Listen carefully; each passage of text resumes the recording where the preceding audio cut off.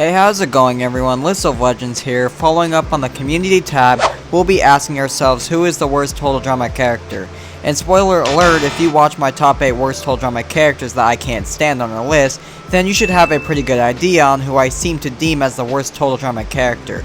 But before we start ranting and raving, be sure to click that like and subscribe button so I know you like my content. Without further interruptions, let's begin.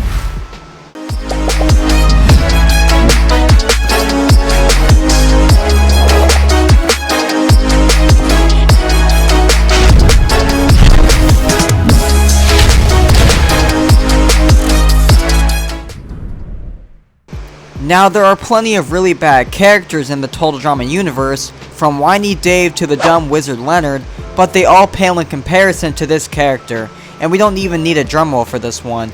You know him, you hate him, you love to hate him, we have Mal. Mal. Oh god, where do we start?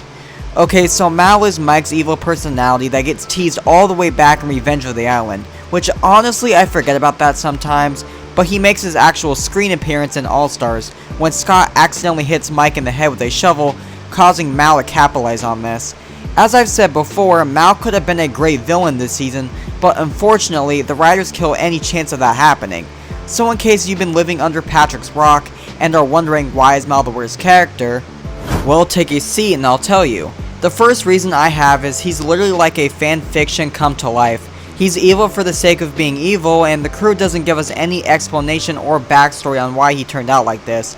I have a few theories, one being he was potentially bullied as a child, and Mal is just the amount of hatred he's built up inside of him, or maybe simply it's just his stress being taken out.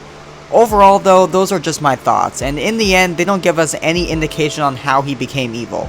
The only thing we learn is that Duncan went to juvie with him, and Mal was basically running the place. I really wish this led into more discussion on the topic of Mal during his conversation with Zoe, but unfortunately it doesn't lead to anything. If they were going to give us any story on Mal, now would have been a great time to tell us. Or if not, have Mal tell a story in the confessional. Either one of those two would have been great, but in the end we got absolutely nothing. No backstory or Mal's motivation, just a bare bones I'm evil, ha ha ha. Ultimately to me this just makes him a really boring character. The second reason I have on the I hate Mal rant is the amount of plot armor he was given. He makes it all the way to the finale automatically for free, no F's given. They tout Mal as this god who can't be stopped, only because they derail and make everyone else look so stupid that Mal looks like a genius.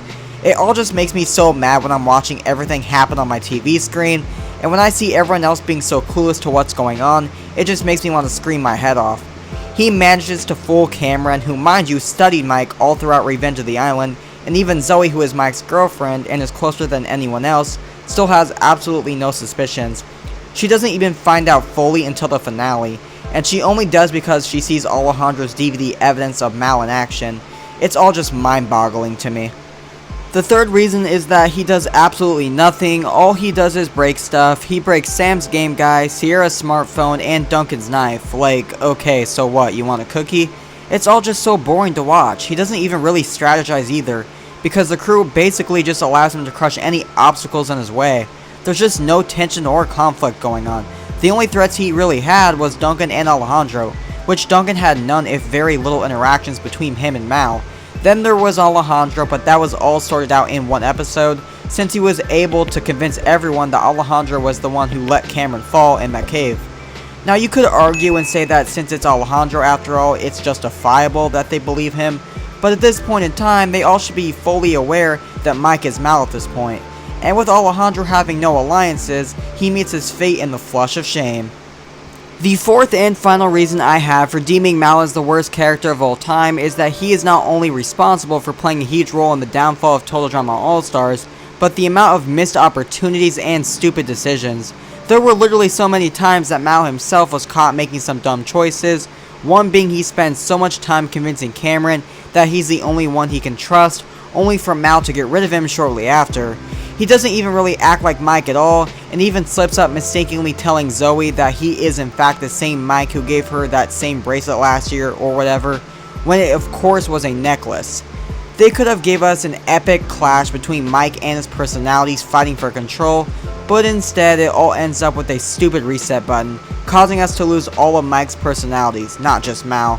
They missed a huge storyline with a rival or alliance between Heather, Courtney, Scott, or anyone else for that matter. As I said, Alejandra was really it, but that doesn't even really last that long.